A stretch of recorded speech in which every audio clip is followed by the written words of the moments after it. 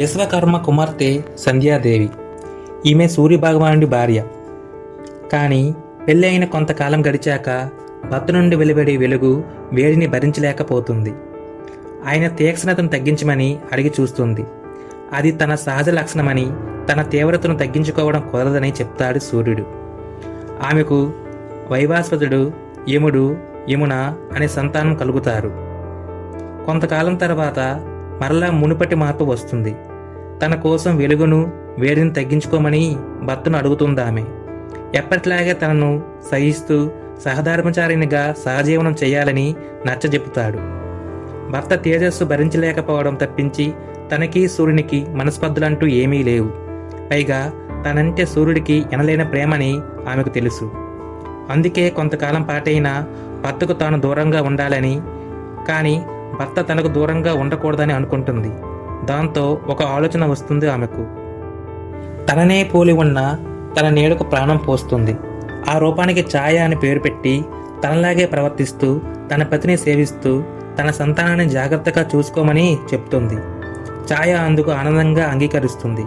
సంధ్యాదేవి సంతృప్తిగా భూలోకానికి వెళ్ళి ఒక అడవిలో అశ్వరూపంలో సంచరిస్తూ ఉంటుంది. అలా కొంతకాలం తర్వాత ఛాయకు శని, సావర్ణిమనువు, తపతి పుడతారు. మాతృమూర్తి అయ్యాక ఛాయలో అసూయ తలెత్తుతుంది. సొంత బిడ్డలపై ఎనలేని మమతానురాగాలు పంచుతూ సంధ్యా సంతానంపై సవతతల్లి ప్రేమను చూపుతుంది. వైభాస్వతుడు, యముడు, యమునులకు తాము సవత బిడ్డలమనే విషయం తెలియదు. కాబట్టి అమ్మలో ఇంత ఆకస్మిక మార్పు ఎందుకు వస్తుందో అని, ముడిపెట్టల తమపై ప్రేమగా చూడడం లేదని యముడు అడుగుతాడు. ఛాయ కోపంతో యమును తీవ్రంగా మందలిస్తుంది. యముడు తల్లితో తీవ్ర వాగ్వాదానికి దిగడంతో ఆగ్రహించిన ఛాయ కోపంతో యముణ్ణి భయంకరంగా శపిస్తుంది. చిన్న విషయానికే పెద్ద శాపానికి గురైనందున అమితంగా బాధపడిన యముడు తండ్రితో విషయమంతా చెప్తాడు. కన్న తల్లి ఏమిటి, కన్న బిడ్డను శపించడం ఏమిటి అనే అనుమానంతో సూర్యుడు ఛాయను గట్టిగా నిలదీయడంతో తాను సంధిన కాదని, ఆమె ప్రతిరూపమైన ఛాయనని జరిగిన విషయాన్ని అంతా చెప్తుంది. సూర్య భగవానుడికి ఇద్దరి మీద కోపం రాలేదు. తన కాంతిని భరించలేక కదా సంధ్య తనకు లోటు లేకుండా ఉండేందుకు తన ఛాయకు ప్రాణం పోసి వెళ్ళింది అని అనుకుంటాడు. సూర్యుడు సంధ్యని వెతుక్కుంటూ వెళ్తాడు. అరణ్యంలో అందమైన ఆడగుర్రాన్ని చూసి అది తన భార్య సంధ్యగా గుర్తించి తాను కూడా మగగుర్రం రూపం ధరిస్తాడు. వారి అనన్య దాంపత్య ఫలితంగా ఇరువురు కవలలు, మరొక కుమారుడు కలుగుతారు. ఆ కవలలే అశ్విని దేవతలుగా, దేవ వైద్యులుగా దేవలోకానికి చేరుతారు. వారి సోదరుడు రేవంతుడు అశ్వహృదయం తెలిసిన వాడిగా భూలోకంలోనే ఉండిపోతారు. ఈసారి ఆమె అడగకుండానే సూర్యుడు తన మామగారైన బ్రహ్మ వద్దకు వెళ్ళి తన తేజస్సును తగ్గించమని కోరుతాడు. విశ్వకర్మ తరుణమనే పరికరంతో అల్లుడు తేజస్సుకు చిత్రిక పెడతాడు.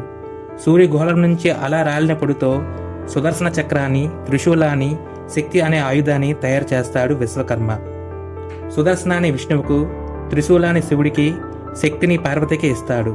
పార్వతి ఆ ఆయుధాన్ని కుమారస్వామికి ఇస్తుంది. ఆ తర్వాత ఛాయ సంధిలో నీలమైపోతుంది.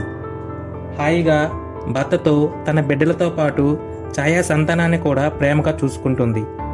ఈ కథలో మనం నేర్చుకోవలసిన నీతి చాలా ఉంది. అదేమిటంటే, కాపురమన్నాక కలతలు, కలహాలు సహజం. అయితే వాటిని పరిష్కరించుకోవడంలోనే మన విజ్ఞత, సమయస్ఫూర్తి బయటపడతాయి. ప్రణయ కలహాలు లేని కాపురం ఉప్పు లేని పప్పు వంటిది అని పెద్దలు అందుకే అంటారు కాబోలు.